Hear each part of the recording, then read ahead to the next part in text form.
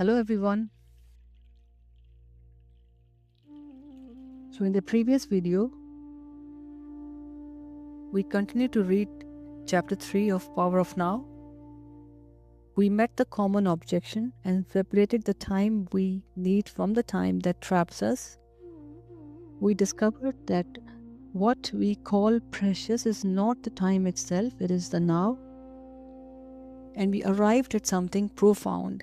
Nothing exists outside the present moment, not as a spiritual idea, as a lived reality.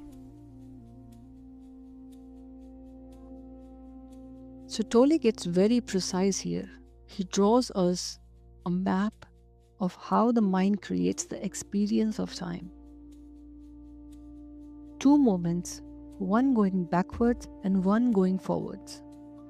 The first moment, memory trace, the mind reaches into the past, strong, reviewing, comparing, reliving. The second moment, projected future, mind reaches forward, planning, fearing, hoping, rehearsing.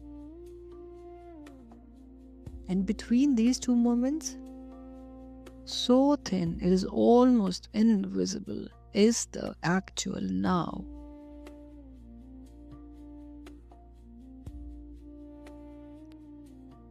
Most of us spend almost no time there. We are perpetually in one of those two moments. And here is what makes it urgent. When we think about the future, we are doing it now. When we remember the past, we are doing it now. The thinking is always happening in the present. But the content of the thinking is almost never about the present. We are walking right now, feel the ground. This is the actual now. But the mind is replaying a conversation from yesterday. Memory trace. Or the mind is already at the destination, preparing what to say. Projected future. The body is here, the mind is not.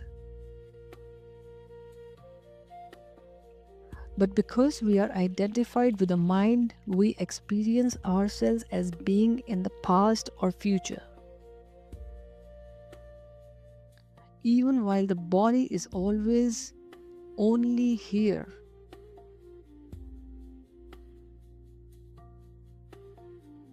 So the simplest anchor to now is sensation. The physical body is always in the now. Always. Feel the floor. Feel the breath. Feel the temperature of the air.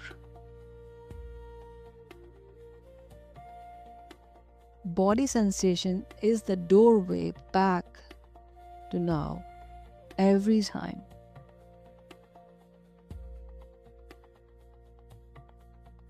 So when we think about the future, we are doing it now.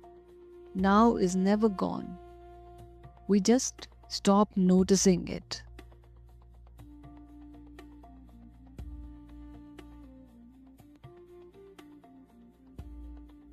So this is the most beautiful images in the entire book. Tolle describes the eternal present, the now, as the source, the original light, and the past and future, he calls them reflections. Just as the moon is not the sun, it only borrows the light. The past and future are not real in themselves. They borrow their reality from the now.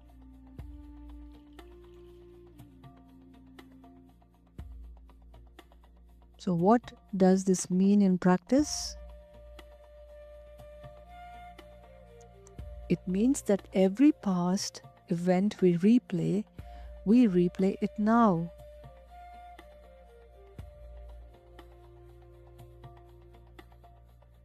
It is now event dressed in yesterday's clothes.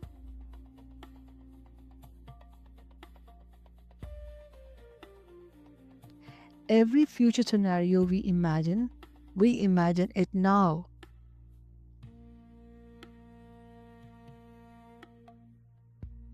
It is now event dressed in tomorrow's clothes. The now is never absent. It is always the stage on which everything plays out. But we mistake the reflection for the source. We give our energy to the borrowed light, the past, the future, and we miss the sun itself, which is always here, always shining.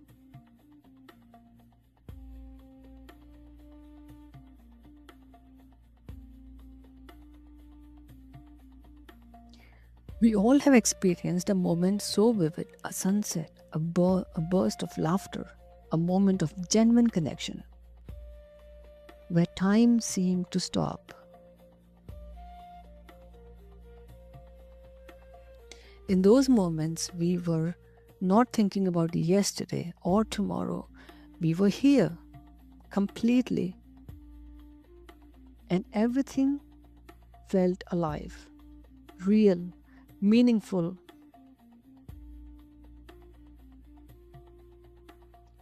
That was not an accident. That was the now being directly experienced, without the filter of past and future. And Tolle says that is always available, not just in peak moments, in any moments we choose to arrive in.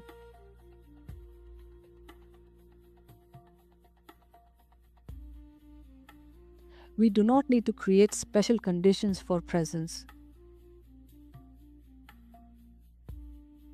We do not need to wait for a beautiful moment. We just need to stop living inside the reflection and return to the source. Right now, this breath, this room, the moment of aliveness.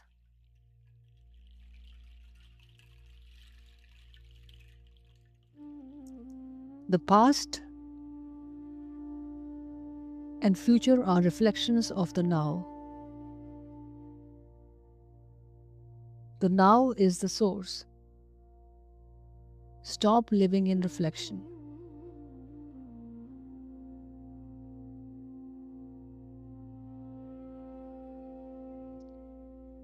So everything we have explored in this chapter has been building towards this, the shift.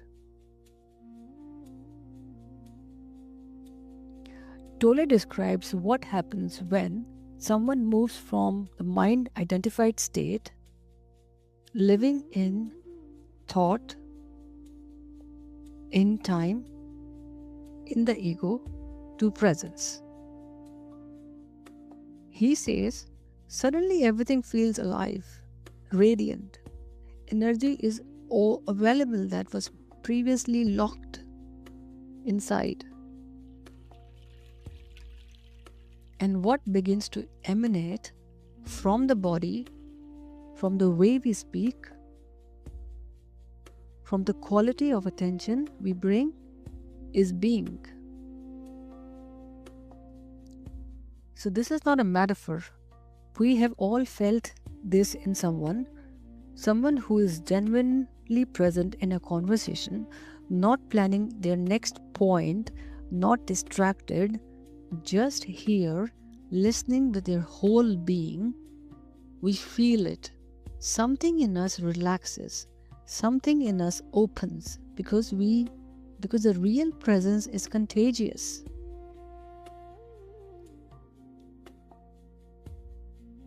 We have all had the experience of talking with someone who is truly fully with us. No phone on the table, no wandering eyes, just present.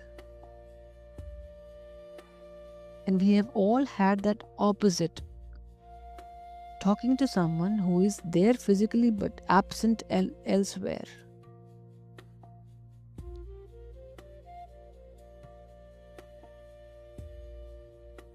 The difference we feel between those two experiences, that is the difference between mind identification and presence. One is the person as collection of thoughts and roles. The other is a person as being. We do not manufacture this shift. We do not perform it. We arrive at it by stepping out of the mind's story, even briefly, and standing in the simple awareness that we are here, now, alive.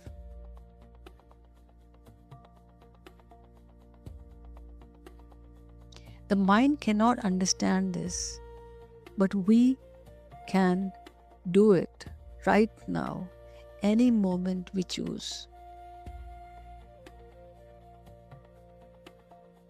When the mind steps aside,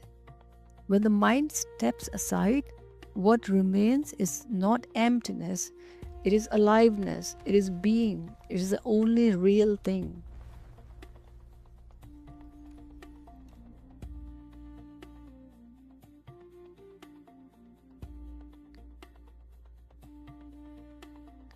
So we have just moved through the deepest slides in this chapter.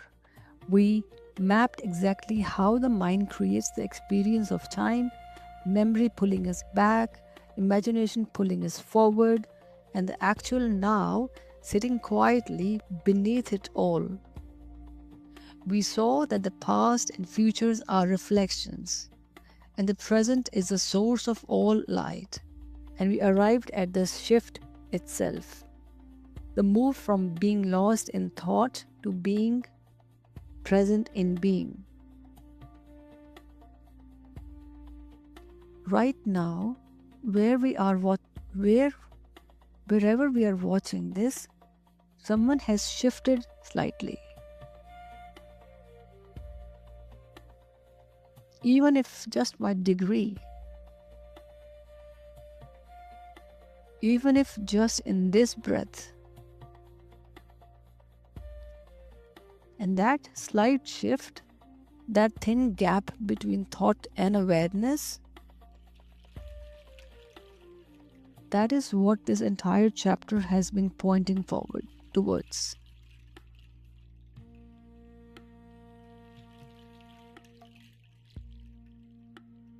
So once today, in the middle of the real conversation, make a conscious choice to be fully present for 30 seconds.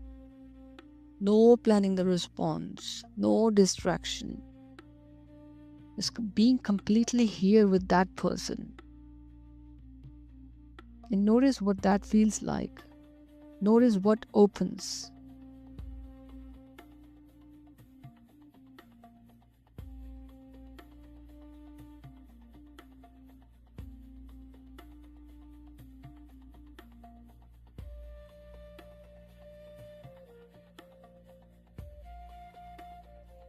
In our final slide, we arrive at closing the truth of this chapter. The one line that holds everything we have explored. The shift from mind to presence is not a long journey. It is shortest distance there is. Life is now. There was never a time when our life was not now. Nor will there ever be.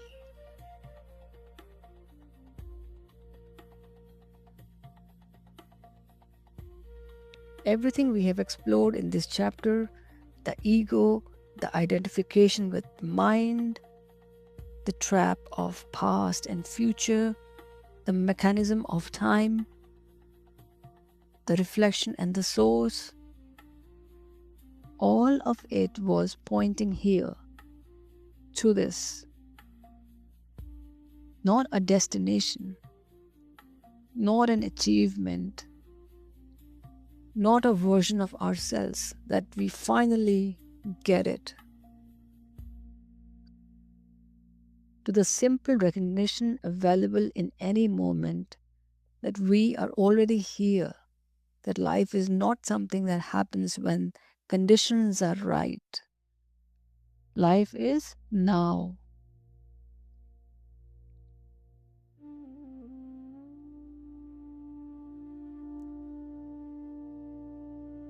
So a daily practice from today's lesson, 3 conscious breaths once a day, before the phone, before any task you choose, before the rush, not to achieve anything, just to arrive, just to confirm, I'm here. This moment exists. I'm in it. That is enough. That is everything.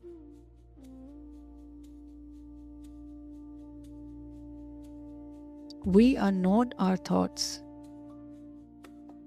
We are not our past. We are not our plans. We are the awareness in which all of it arises.